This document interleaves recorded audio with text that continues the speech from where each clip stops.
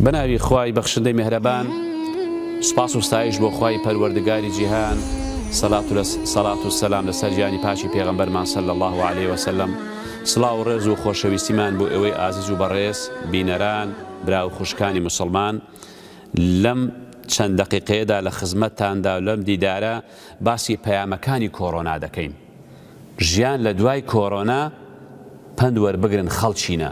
ئینسانی ژیر و عاقڵ ئەبێ لە بەرامبەر ڕووداوەکان لە بەرامبەر قەیرانەکان سەرنج بدە، هەڵوێستە وەربگرێ، ئیستیفادەی لێ بکە. ئەو پەتاجیهانی کە هەموو دنیای گرتەوە لە ماوەیەکی کەمە کە بە تایبەتی لە وڵاتی ئێمە لە سەرەتای ساڵی 2020ەوە سەری هەڵدا کە لە جیهاندا 2.5 ملیۆن خەڵک تووشی بووە و 130,000 کەس بوو بە قوربانی 130,000 کەس بەڕاستی کە بەرامبەریشی بێچارەمانەوە. ئەمە پێویستە بۆ مێژوو و دوای ئەم پەتایە ئێمە هەمومان پەندی لێوەربگرین پەیامەکانی چی بوون، ئێمە چی ئیسفادەمان کرد، یعنی بزانین ئەمە پەیامی چییە. بۆیە لەم بەرنامەیەدا باسی پەیامەکانی کۆڕۆنا دەکەین لەژێر ناونیشانی پەیامەکانی کۆڕۆنا چی بە دوای خۆیدا هێنا بیرتان نەچێ خەڵچینە لە گەورەی ئەم دینە. پەیامی یەکەم گەورەی دینەکەت بزانە لە کاتی قەیران و تەنگانە کە دەرخەری ڕاستیەکانە. ئەوەی کە ئێمە بینیمان لە ڕێنمایەکانی تەندروستی پزیشکە بەڕێزەکان هەموو ئەو ڕێنمایانە بوون کە لە دینەکەی ئێمەدا هەیە و فەرمودەی پێغەمبەری خوای لەسەر صلی الله عليه وسلم. بۆ نمونە زۆر جەختیان کردەوە لەسەر پاک و خاوێنی. دەی هەموو ئەو پاک و خاوێنیە لە دەستمێژەکەی من و تۆدا هەیە ئازیزەکانم کە تۆ ڕۆژی 5 جار لانی کەم دەستمێژەگری لە دەستمێژەکەتا دەست و دەم و چاوت ئەشۆی پاشان لە ناو دەستمێژەکەدا ئاو لە دەمت وەردەدەی ئاو لە لوتت وەردەدەی غەرغەرە پێەکەی ئەنجا ئاوەکە فڕێ دەیتەوە کە پێی دەوترێ مەضمەضە و ئیستینشاق و ئیستینثار. ئەو جار هەموو پاک و خاوێنەکان ئەگەر سەرنج بدەین ئادابەکانی پشمین، ئادابەکانی باوێشکدان ئەبێت دەست بە دەمتەوە بگری، دەست بە لوتەوە بگری، بە کلێنسێک نێڵی بڵاو بێتەوە. ئەمە هەموو ئەو ئادابانە لە ئیسلامدا هەیە. ئادابی چوونە سەر تەوالێت کە هاتێ دەرەوە ئەبێ دەست بشۆی، ئادابی نانخواردن پێش نانخواردن دوای نانخواردن ئەبێ دەست بشۆی. هەموو ئەوانە هەموو ڕێنمایەکانی تەندروستی بوون کە هەموو لە دینەکەی خۆماندا هەیە، بەڵام ڕویان نەدەهات بیدەنە پاڵ ئیسلام. بەڵێ پێغەمبەری خوا صلی الله عليه وسلم فەرموویەتی الطهور شطر الإيمان، پاک و خاوێنی نیوەی ئیمانە. بۆیە چانازی بکە ئەی مسلمان. و هەروەها سەبارەت بەوەش کە قەدەغەی دابڕین و حجری صحی، یعنی خۆت دابڕی لە ماڵەوە بمێنیەوە کە لە ئەوروپای پیان دەوت کەرەنتینە، بەڵام لای ئێمە قەدەغەی تەندروستی دابڕینی تەندروستی باشترە کە لە ماڵەوە نایە دەرەوە. ئەمەش خەڵکێک وای دەزانیکەوە هەنجوونی لە کلۆرەدارە دۆزیوەتەوە. ئەوەش هەر فەرمودەی پێغەمبەری خوای لەسەر صلی الله عليه وسلم کە فەرموویەتی ئیذا سەمیعتم به بأرض فلا تقدموا عليه. ئەگەر بیستان لە وڵاتێک لە شوێنێک تاعون بڵاو بۆتەوە مەچن بۆ ئەو شوێنە، و ئەگەر لەو شوێنەش بوون لێ مێنە دەرێ. ئەمە بۆ ئەوەی نەخۆشیەکە نەگوازرێتەوە، بۆ ئەوەی تۆ نەچی بۆ ئەو شوێنە توش ببی، یان ئەگەر لەو شوێنە بووی نەچی نەخۆشیەکە بەری بۆ شوێنیشکە. چونکە قاعیدەیەکی زۆر گەورە هەیە لە شریعەتی ئیسلامدا کە فەرمودەیەکی پێغەمبەری خوا صلی الله عليه وسلم فەرموویەتی لا ضرر ولا ضرار، نابێت نەزەرە لە خەڵک بی نەزەرە لە خۆشی بی. هەموو ئەو ڕێنمایانەی کە بینیمان لە پاک و خاوێنی و لە دابڕینی تەندروستی و هەموو ئەوانەی کەوا کەناڵەکان باسییان دەکرد ئاەت و فەرمودەی تایە دینەکەی خۆمانە. بۆیە زۆر دوای ئەوەی کە زۆر جەختی لەسەر کرایەوە پرۆفیسۆرێکی مەسیحی بە ناوی برێک کۆندایت لە گۆڤاری نیوز ویکلی گۆڤارێکی ئەمریکیە ئەڵێ ئەوەی کە ئێوە باسی دەکەن خەڵچینە ئەوە محەممەدێکی نەخوێندەوار 1441 ساڵە باسی کردووە. ئەوە ئێوە باسی دەکەن لە مێژە باس کراوە. ئەوە شانازی بکەی مسلمان، کەواتە یەکێ لە پەیامەکانی ئەم پەتاجیهانی ئەوەیە کە گەورەی دینەکەی تۆ ڕاستیەکانی دینەکەی تۆی دەرخست. ئەمە بەڕاستی واما لێ دەکات کە زیاتر ئەو دینە بزانین کە ئەم دینە ئێمە کۆن نییە، ئەم دینە ئێمە بەردەوام لەگەڵ ڕۆژگار دەڕوا، دینێکی پێشکەوتووە، هەرچی بیکەن شتێکی تازان نەهێناوە. بۆیە پەیامی یەکەم گەورەی دینەکەت بزانە لە کاتی قەیران و تەنگانە کە دەرخەری ڕاستیەکانە. بەڕاستی ئەبێ ئێمە ئەومان لەبەر چاوە بێ بە جۆرێک ڕێکخراوی تەندروستی جیهانی ناچار کرد کە دان بەوەدا بنێ و بڵێ مادە هۆشبەرەکان کارەساتن بۆ مرۆڤایەتی ئەمە ڕێکخراوی تەندروستی جیهانی تازەوا دەڵێ بەڵام دینەکەی ئێمە 1441 ساڵە مامۆستایان هاوار دەکەن مادە هۆشبەرەکان حرامە عارەق حرامە مادە کحولیەکان شتە پیسەکان فەساد دامێن پیسی هەموو ئەو شتانەی کە حرامن ئێستا بوون بە پەتا بۆ مرۆڤایەتی بۆیە بەڕاستی هەموو ئەو شتانە کە لە ئیسلامدا حەڵال کراوە ئەوە سوودی هەیە بۆ مرۆڤەکان هەرچی حرام کراوە زەرەد و زیانی هەیە بۆ مرۆڤەکان بۆیە حرامە بۆیە شانازی بکە ئەی موسڵمان لە دەرخستن و دەرکەوتنی ڕاستیەکانی دینەکەت شانازی بکە بە دینەکەت زیاتر دەستی پێوە بگرە ئەمە پەیامی یەکەم پەیامی دووەم لە دوای کۆڕۆنا پند وەربگرن خەڵچینە پەیامی دووەم لاوازی مرۆڤەکانی دەرخست ئەم پەتایە ترسی مرۆڤەکانی دەرخست خلق الإنسان ضعيفا خوا دەفەرمێ ئینسان ضعیف دروست کراوە مرۆڤەکان چەند ترسان بە تایبەتی مرۆڤە سەرکەشەکان یعنی دەسەوسان بوونی زلهێزەکان دنیای لێکردنە چەرمی چۆلەکە ڤایرۆسێ کە بە چاو نابیندرێ ئەو هەموو خەڵکەی پێدەمرێ ئەو هەموو مەسرەفەی لێ دەکرێ دەسەڵاتی خوایە ئەو هەموو تەکنەلۆژیایە دەرەقەت ڤایرۆسێنایە چی بەو خەڵکە کرد سوبحان الله بە تایبەتی ئەوانەی کە شانازیان دەکرد بە چەکە پێشکەوتوەکانی خۆیانەوە بەو موشەکانەی کەوا زەمین بە زەمین بین و هەزاران کیلۆمەتریان دەبڕی بە تایبەتی ئەوانەی کە هەر چوار دەوران حرەس و حیمایە بوو کە دەیانگوت بە خەیاڵی خۆیان هیچ شتێک پێمان ناگا بەڵام ڤایرۆسێک لە هیچ حیمایەک ناگەڕێتەوە ڤایرۆسێک هیچ تەکنۆلۆژیاک دەرەقەتی نایە بەڵێ بینیمان کە ماوەیەک سەرۆکوەزیرانی بەریتانیای کردە کەرەنتینە گەورەترین دەسەڵاتداری ئەم ڕۆژگارە وەزیری بەرگری ئەمریکایە کە زۆرترین چەک و سیلاحی لە بەردەستایە ئەویشی کردە کوونەوە و هەروەها زۆربەی دەسەڵاتدارەکان ترامپ و پۆتین و سەرۆکوەزیرانی چین و هەموو ئەو دیکتاتۆرانە دانیان نا بەوەی کە خوایەک هەیە بپارڕنەوە لە خوای موسڵمانان بەڵێ بینیمان لە مەخلوق ترسان لە خالق نەترسان ئاخر ئەو ڤایرۆسە مەخلوقێکە سەربازێکی وەنی ئەڵڵایە جەلە جەلالوهو لە مەخلوق دەترسان لە خالق نەترسان کە ئەڵڵایە ئەگەر بەقەدەر ئەو مەخلوقە ئەوەندی لەو ڤایرۆسە ترسان نیو هەندە لە خوا بترسانایە ئێستا دنیایشکە بوو ژیانیشکە بوو بەڵام ئەم ڤایرۆسە خوای گەورە کە ناردی و هات ئەوە لیوذیقەهم بعض الذی عملوا لعلهم يرجعون بۆ ئەوەی ئەو هەموو خراپە و فەسادی کردویانە چکە جام کە پڕ بوو لێی دەڕژێ ژیانیان کردبوو بەژان مرۆڤایەتی قیمەتی نەمابوو بۆ ئەوەی جارێککە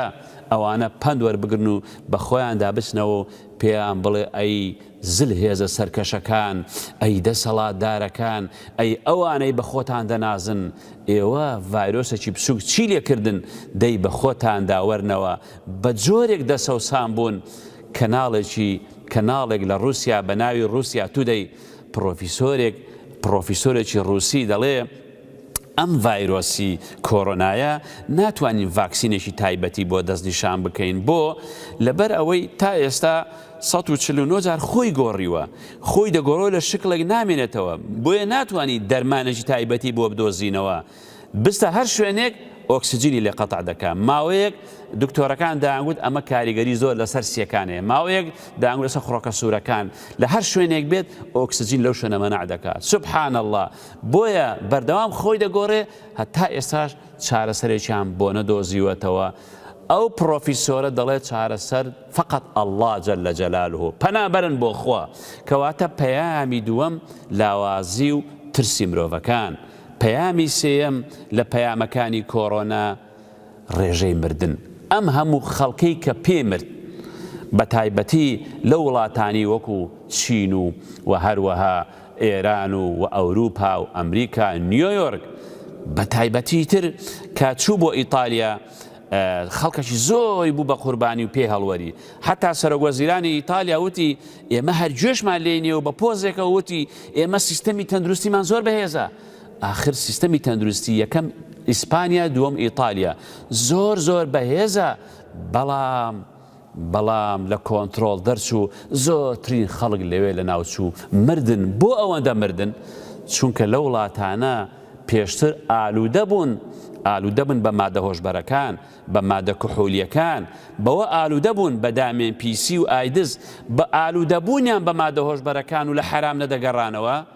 بەو هۆیەوە بەرگری جەستەیان لاواز بوو بۆیە بە ڤایرۆسێکی کەم هەڵدەوەرین و دەمردن بەڵام تۆی موسڵمان دوو جۆر ڤایرۆست هەیە دوو جۆر بەرگریت هەیە ئەوان بەرگری جەستەیان لاواز بوو بەڵام لە ناو موسڵماناندا بە کەمترین زیان موسڵمانان لی دەرچوون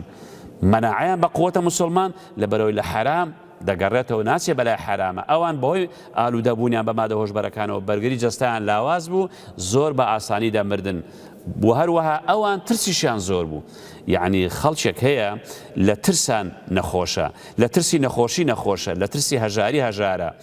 بۆیە ئەگەر سەرنج بدەین بەڕاستی ئەمە جێگەی پند و عیبرەتە بۆ هەموو لایەک بەڵام تۆی موسڵمان یەکەمیان مەناعەی جەستەیمان بەهێز بوو سپاس بۆ خوا لەبەرەوەی موسڵمان لە حرام دوورە وەکو ئەوان ئالوودە نەبوو مادە هۆشبەرەکان دووەمیان مەناعە و بەرگری ئیمانیشی بەقووەتە ئاخر مەناعەی جەستەیمان هەیە مەناعەی ئیمانیمان هەیە سپاس بۆ خوا موسڵمان بڕوای بە قەزا و قەدەر هەیە ئەو قەزا و قەدرەیە کەوا ئێمە دڵنیاین ئەجەلمان دیاری کراوە ڕزقمان دیاری کراوە ئەوە ژوامان لێ دەکات بەغیرەت بین دلێر بین نەترسین چونکە وەکو ئاماژەمان پێدا زانایانی دەروناسی دەڵێن 150 نەخۆشیەکان بەهۆی ترس و تۆقانەوەیە خەڵکێک هەیە وەکو ئاماژەم پێدا لە ترسی نەخۆشی نەخۆشە لە ناخەوە ڕووخاوە لە دەروونەوە لە ڕووی سایکۆلۆژیەوە ڕووخاوە بەزیوە بۆیە خێرا نەخۆش دەبێت و لایانی دەرونیش کاریگەری ڕاستەوخۆی هەیە لەسەر جەستە و لاشە بۆیە بەڕاستی ڕێژەی مردن کە لە وڵاتانە زۆر بوو لە ناو موسڵمانان کەم بوو مەسەلەکە بەرگری جەستە و لاشەیە کە لە ناو موسڵماناندا زۆرە بەرگریەکە لە ناو ئەواندانیە و ئەوان ئەترسێن موسڵمان بۆ ئەندازەیە ناترسێ موسڵمان بەرگری ئیمانیشی هەیە بۆیە دەبێت زۆر وریا بین و ئاگادار بین ئەمەش بەڕاستی ذلكە ذیکرا للذاکرین ئەوە خەڵکانێک ئەگەر بیر بکاتەوە بەڕاستی جێگەی پند و ئامۆژگاریە پەیامی سێیەم پەیامی ڕێژەی مردن پەیامی چوارەم پەیامێکی کترێکەوە ئەم ڤایرۆسی کۆڕۆنایە ئەوەی پێوتین کە دیمەنێکی قیامەتی پێنیشانداین دیمەنێکی قیامەتمان بینی کە بینیمان لە کاتی پەتاکەدا خەڵکەکە بەعام نەفسی بوو هەر کەسە لە ژووری خۆی کە کاتێک ئەدگەیشتێ تێکەڵی خەڵک نەدەبوو پێشتر تۆزێ خزمەتی و جیرانەتی و خۆشەویستی مابوو ئەو کۆڕۆنای ئەوەشی نەهێشت تێکەڵی نەهێشت خەڵکەکە وەکو بڵی لالوود بوو یعنی وای لێ هاتووش کە کەس تێکەڵی کەسی نەدەکرد وای لێ هاتوو بووکەوە خەڵکەکە ئەترسە بۆیە ئەو دیمەنەمان هاتەوە بەرچاو کە خوای گەورە لە باسی قیامەتە ئەفەرمێ أعوذ بالله من الشيطان الرجيم يوم يفر المرء من أخيه وأمه وأبيه وصاحبته وبنيه ڕۆژێک کە ڕۆژی قیامەتە خەڵک ڕادەکا لە برایەکەی لە دایکی لە باوکی لە خێزانی لە کوڕووکاڵی لە هەمووی ڕادەکە بۆ چکە نەفسی ئەو ڕۆژە هەر کەسە خەمی خۆیەتی ڕێک ئێمە ئەومان بە جۆرە لە جۆرەکان بینی بە شێوەیەکی کاتی و هەروەها ئەوەشمان بینی کە لەو وەزعانەدا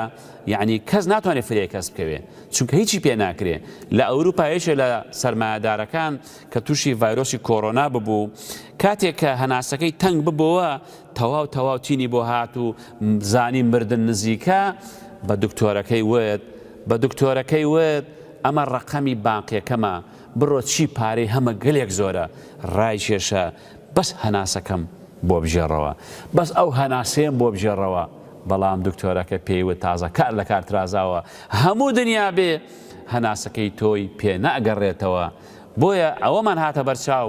يوم لا ينفع مال ولا بنون إلا من أتى الله بقلب سليم ڕۆژێک دادێ ئەو ماڵی کە دڵمان پێی خۆشە و کۆی دەکەینەوە بووین بە حرەسی دینار و دۆلار فریامان ناکەوێت ئەو دەوڵەمەندە ئەو هەموو پارەی لەسەرێکدا نابوو لە بانک فریای نەکەوت ئەو جاروتی دێ باش جەنابی دکتۆر دەیتخوا تەلەفۆنێ بکە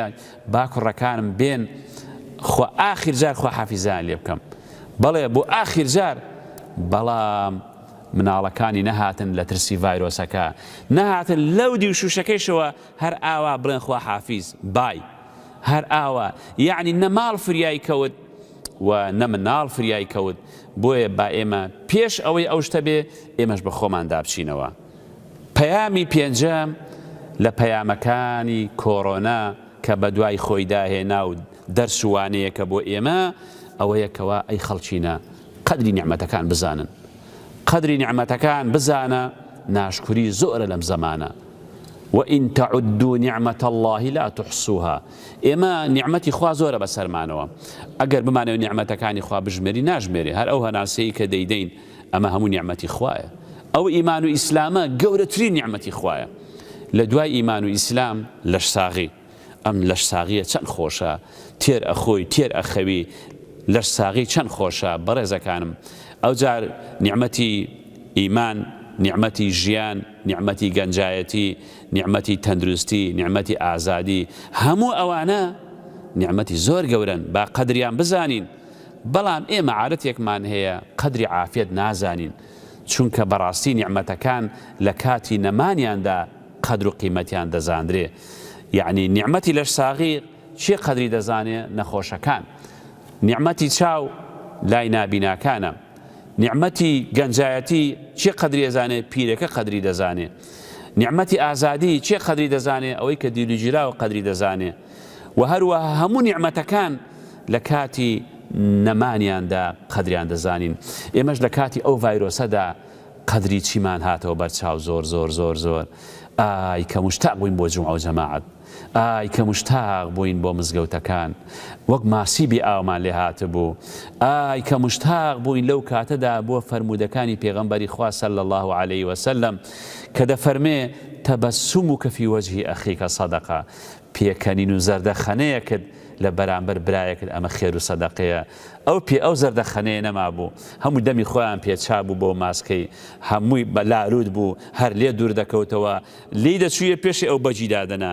هەوا ترسا بوو خەڵکەکە. لەو کاتەیدا ئێمە ئەم هەموو نیعمەتانەمان هاتەوە بەرچاو قەدری نیعمەتەکان، چونکە بەڕاستی ئازیزەکانم هەموو ئەو نیعمەتانە لێمان دەپرسرێتەوە. خوای گەورە فەرموویەتی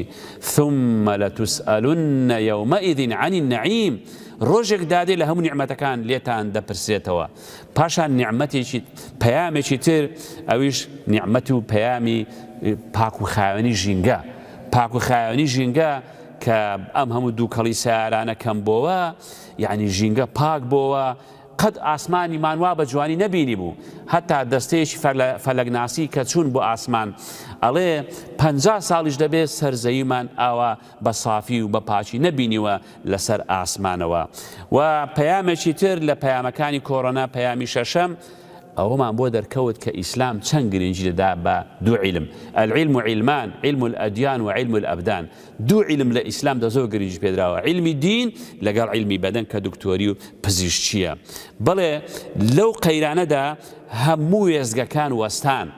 هەموو وێزگەکان، فڕۆکەخانە، مۆندیال، کۆمپانیاکان، ڕێکخراوەکان، بەڵام دوو وێزگە زۆر بە گەرمی ئیشان دەکرد. یەکەمیان زانایانی ئاینی لە سۆشیال میدیا، لە کەناڵەکان، لە ڕێنمایی، لە ئامۆژگاری خەڵک تاوەکو پابەند بن بە ڕێنماییەکانەوە. زانایانی ئاینی زۆر ڕۆڵیان هەبوو. پاشان پزیشکە بەڕێزەکانیش خوا پاداشیان باتەوە، چونکە بەڕاستی پزیشکی مسلمان کارەکەی عیبادەتە. بۆیە